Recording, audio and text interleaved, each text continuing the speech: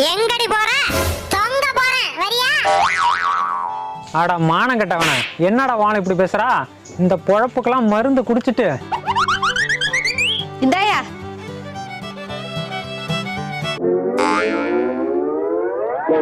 என்னடி மண்ணெண்ணெய் வாசம் அடிக்குது? இது டீயா காஃபியா? காஃபி தான். காஃபியா? ஆமாயா, டீயா இருந்தா விளக்கெண்ணெய் வாசம் அடிக்கும். போட்டு எடுத்துட்டு வரவா?